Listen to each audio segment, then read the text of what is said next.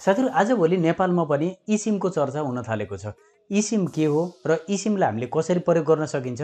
नेपालमा eSIM आइसकेपछि हाम्रो मोबाइलमा त्यसले सपोर्ट गर्छ कि गर्दैन? यो सम्पूर्ण कुरा पनि हामीले बुझ्न जरुरी छ। नेपाल टेलिकमले पनि आगामी समयमा 70 लाख eSIM भित्राउने कुरा गरेको छ।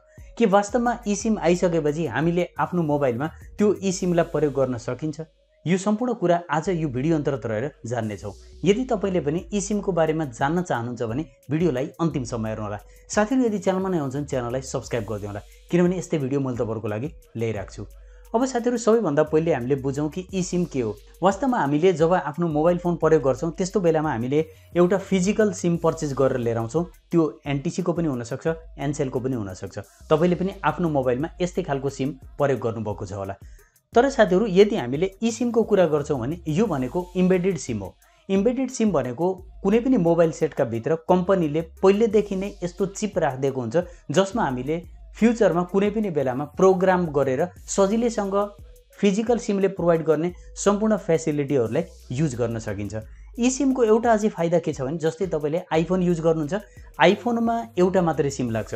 तर यदि तपाईको आइफोनमा eSIM सपोर्टेड छ भने त्यस्तो अवस्थामा तपाईले जति पनि कम्पनीको सिमलाई आफ्नो त्यो eSIM मा प्रोग्राम गर्न सक्नुहुन्छ। यसको अर्थ यदि हामीले आइफोनमा एउटा भन्दा धेरै सिमलाई युज गर्न चाहन्छौं भने त्यस्तो अवस्थामा पनि eSIM ले राम्रोसँग काम गर्छ।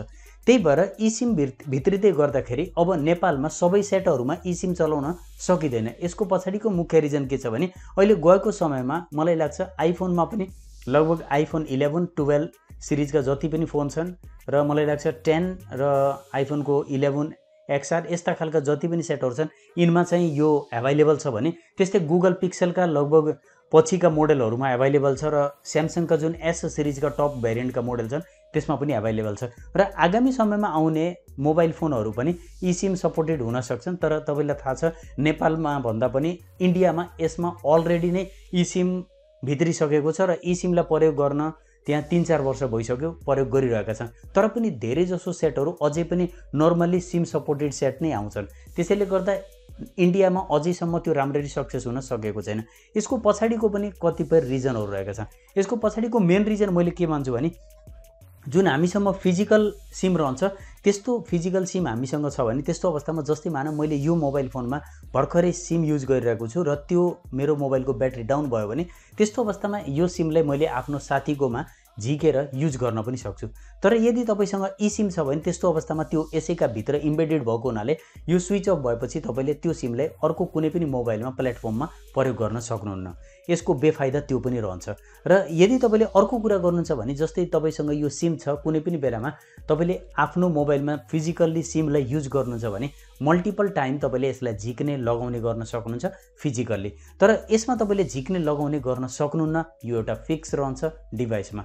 र फाइदाको कुरा गर्नु चाहिँ यसको फाइदा रहन्छ जस्तै तपाईले आफ्नो मोबाइलमा कुनै पनि बेलामा eSIM युज गरिराख्नु भएको छ भने तपाईको मोबाइल हरायो भने अर्को कुनै पनि व्यक्तिले तपाईको मोबाइललाई प्रयोग गर्न सक्दैन। त्यसैले त्यो मोबाइललाई अन गर्दा बित्तिकै त्यो eSIM अटोमेटिकली एक्टिभेट भएको हुन्छ। यसको अर्थ कुनै व्यक्तिले पनि तपाईको मोबाइललाई प्रयोग गर्ने सम्भावना रहँदैन किनभने त्यसमा हाम्रो eSIM पहिलेबाट सेट भएको हुन्छ। त्यही भएर त्यसलाई फाइन्ड आउट गर्न लस्ट भयो भने त्यस्तो अवस्थामा फाइन्ड आउट गर्न सजिलो हुन्छ। यो फाइदा पनि यसको रहन्छ। र साथसाथै साथीहरु तपाईलाई विभिन्न सिमहरु युज गर्नको टेन्सन लिनु पर्दैन। जति पनि नेटवर्कका सिमहरु छन् यदि उनीहरुले तपाईलाई त्यो सर्भिस प्रोवाइड गर्छन् eSIM को पनि तपाईले सजिलैसँग आफ्नो मोबाइलमा ती सम्पूर्ण सिमहरुलाई युज गर्न सक्नुहुन्छ।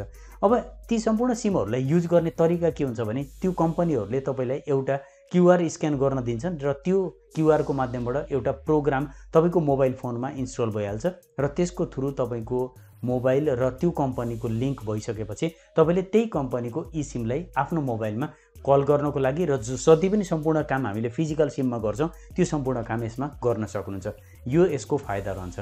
र मैले भनिसके बेफाइदा भनेको जुन बेलामा पनि हामीले झिकेर लगाउन मिल्दैन र साथीहरुसँग कुनै पनि बेलामा अर्को डिभाइसमा मोबाइलमा हामीले शेयर गर्न पर्यो यसलाई भने त्यस्तो अवस्थामा पनि यो अलिकति समस्या देखा पर्छ हामीसँग रहेको जुन eSIM रहेछ त्यसमा। तर फिजिकल सिम तपाईसँग छ भने सजिलैसँग तपाईले कुनै पनि बेलामा यसलाई चेन्ज पनि गर्न सक्नुहुन्छ र कुनै पनि बेलामा तपाईले यसलाई अर्को साथीकोमा शेयर गर्न पनि सक्नुहुन्छ। डिभाइसमा तपाईँले यदि एउटा डिभाइसबाट अर्को डिभाइसमा eSIM-लाई ट्रान्सफर गर्नु पर्यो भने त्यो पनि अलि झन्झटिलो हुन्छ। त्यही भएर त्यो पनि एउटा प्रब्लम हुन्छ, युजरहरूले अलिकति त्यसमा चाहिँ कम्फर्टेबल मान्दैन। त्यही भएर पनि इन्डियामा राम्रोसँग अझै सक्सेस भएको छैन।